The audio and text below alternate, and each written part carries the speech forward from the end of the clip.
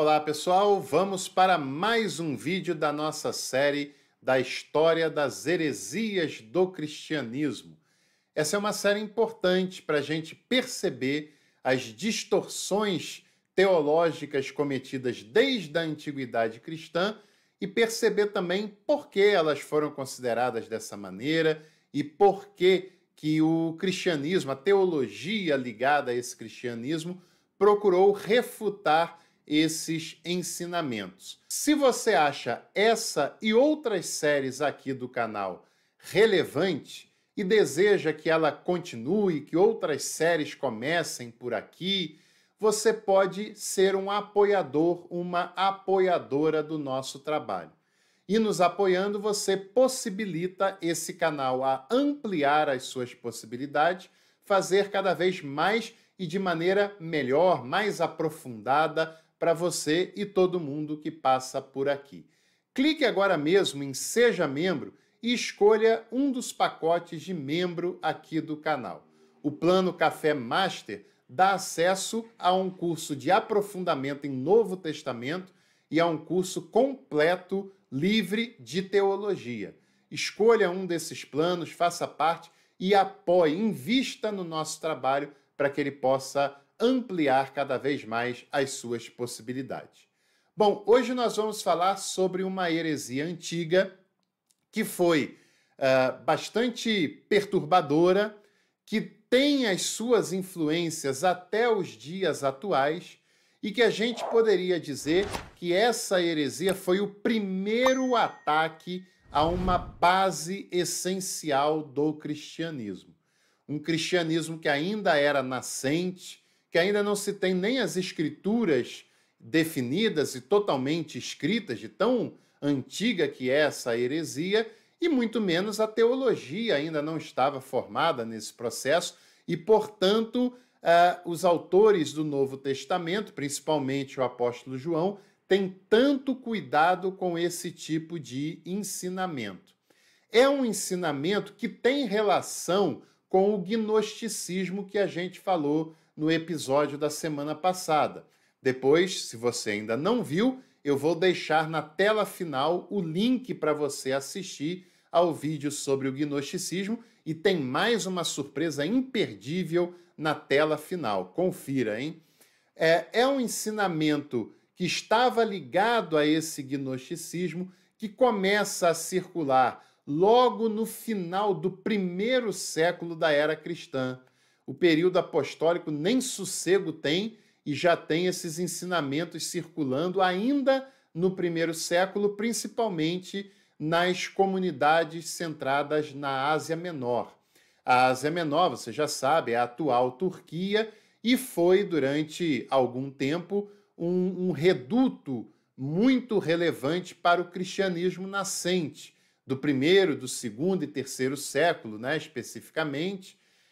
Depois, esse contexto muda passo a passo, mas na antiguidade a Ásia Menor tem uma importância muito grande para o cristianismo daquela época. Essa leitura é chamada de docetismo. Docetismo vem do grego dokel, que significa parecer, aparência. E o que esse ensinamento, afinal, estava ensinando? O que um ensinamento que significa parecer, aparência de algo, pode ser tão destrutivo assim para o pensamento cristão? Bom, era um ensinamento que negava a corporeidade de Jesus, esvaziando a sua humanidade. Percebe como esse ensinamento ainda tem influência nos dias atuais? Como o docetismo, que é o nome desse ensinamento, ainda tem as suas influências nos dias atuais? Porque a maioria das pessoas, quando falam de Jesus, falam da sua divindade, falam da sua espiritualidade, ainda que muitas vezes seja uma caricatura a essa divindade de Jesus e acabam deixando de lado a sua humanidade real, concreta, do Jesus de Nazaré, que nos é apresentado pelos evangelhos, especialmente os evangelhos sinóticos. E isso é preocupante, porque tudo que Jesus fez e ensinou, a pessoa diz, Ele fez isso porque ele era Deus. Ou seja, transforma-se Jesus num ídolo inatingível, inalcançável e sem a possibilidade dele inspirar um segmento. Porque como é que eu vou imitar uma pessoa que é divina? Eu não sou divino. Né? Então, essa concepção ela era muito preocupante, porque quando você esvazia a humanidade de Jesus, você esvazia o segmento que Jesus quer estabelecer de discipulado. Essa corrente vinha da ideia de que a matéria em si era má. Tudo que é material, tudo que é sensível, tudo que é perceptível, é mal, é corrompido e é desnecessário para a salvação. Inclusive, tanto o gnosticismo quanto o docetismo, que acaba sendo uma doutrina gnóstica, ensinavam, era que a salvação é justamente a libertação da alma desse corpo físico que nós temos. E isso é exatamente o contrário do que João e do que os evangelhos sinóticos também nos ensinam. A matéria, o corpo, se opõe à alma, que essa sim é considerada superior, evoluída, a parte que faz conexão com Deus. E eu sei, não precisa me dizer, porque eu sei que em alguma igreja você já escutou esse tipo de discurso também em pleno século 20 e 21, tenho certeza disso. Isso é o que nós chamamos de dualismo antropológico, que eu falei na semana passada e tem um curso específico sobre isso, mais um motivo para você não perder a tela final desse vídeo, né? Como Deus ele é espírito, e um espírito perfeito, ele não poderia assumir a corporeidade. Ele não poderia se encarnar segundo o ensinamento do docetismo. Deus é espírito, um espírito perfeito. Para eles, a carne é má, o que é matéria é pejorativo, é de menor importância e não tem sentido e é até impossível que esse Deus, que é um espírito perfeito, se encarne, se torne matéria, porque a matéria, o mundo mal, inclusive nem foi feito por Deus, porque Deus é bom, porque Deus é espírito e ele não faria o que é ruim nessa leitura. Foi feito pelo demiurgo. E como pode o Deus, que é bondade, que é espírito, absorver uma coisa que é má e que não foi ele quem fez? Esse era o discurso básico dessa ideia chamada docetismo, que, como eu disse, no grego significa parecer ter. Docetismo significa que Jesus parecia ter um corpo físico, mas o seu corpo físico era apenas aparente. De certa maneira, o docetismo estava dizendo o seguinte: enquanto Jesus viveu entre nós, as pessoas conseguiam ver, conseguiam tocar, conseguiam falar, conseguiam ouvir o que ele tinha para dizer, mas se você visse bem de perto, você ia perceber que o seu corpo não era de carne e osso como o meu e como o seu, apenas parecia ser de carne e osso. Era um corpo celeste, era uma materialização de um corpo celeste, um corpo superior, porque Jesus era o homem celeste.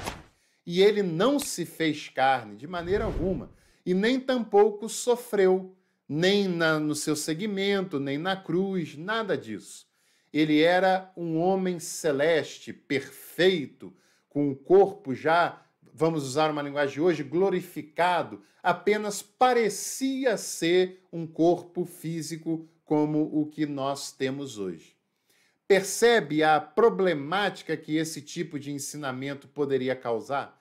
Porque ele tenta atingir uma base importante da mensagem dos evangelhos, da mensagem de João, da mensagem do cristianismo nascente, de que Jesus é o Verbo que se esvaziou e se fez carne para habitar entre nós. Se você nega a realidade corpórea de Jesus, você nega o esvaziamento, você nega a encarnação, você nega que Jesus de fato e de verdade veio viver entre nós, porque seria apenas um faz de conta, seria apenas algo ilusório, ele não era de fato um como nós somos, né? Ele não seria um de nós propriamente dito, e isso é muito perigoso porque essa concepção esvazia a realidade histórica de Jesus e constrói uma espiritualidade angélica, uma espiritualidade desencarnada, alienada, que esvazia a realidade histórica de Jesus. E esse tipo de concepção está presente ainda hoje, quando pessoas entendem que Jesus era espiritual, que ele era apenas divino, e esvaziam a sua realidade histórica, a sua humanidade, de entender o que ele ensina, de entender que ele se aproxima, que ele vive e prega pautas que também eram políticas, embora não partidárias, mas políticas, no sentido de fazer justiça social, de se opor à exploração, de se opor à maldade, de cuidar do menos favorecido, de cuidar dos que nada têm. Esvazia sua pauta humanitária, que é de estar próxima das pessoas que são excluídas pelo sistema político, econômico e religioso também.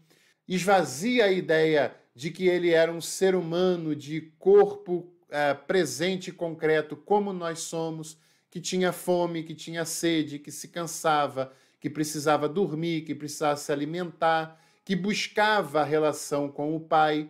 Esvazia a concepção intelectual própria dele, porque Lucas diz que ele crescia em conhecimento, graça, estatura diante de Deus e dos homens.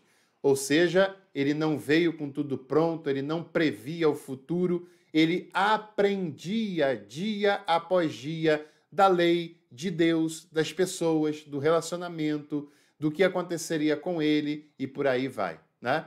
E uma fé alienada é uma fé que não tem sentido de ser, porque não ajuda ninguém, é uma fé egoísta, é uma fé de isolamento, é uma fé de gueto, que se isola de um mundo que precisa de transformação, de sensibilidade, de igualdade, e esse é um problema que ainda está presente em muitas comunidades cristãs do nosso tempo. Para João, a fé cristã se baseia na encarnação de Deus na pessoa de Jesus de Nazaré. Deus se faz um de nós para nos redimir, para nos salvar, e a teologia antiga vai dizer que aquilo que não é de fato assumido não pode ser redimido. Tertuliano falava sobre essa realidade. João diz do Verbo que se faz carne e habita entre nós. E João nos apresenta Jesus como aquele que veio habitar entre nós, armar a sua tenda entre nós.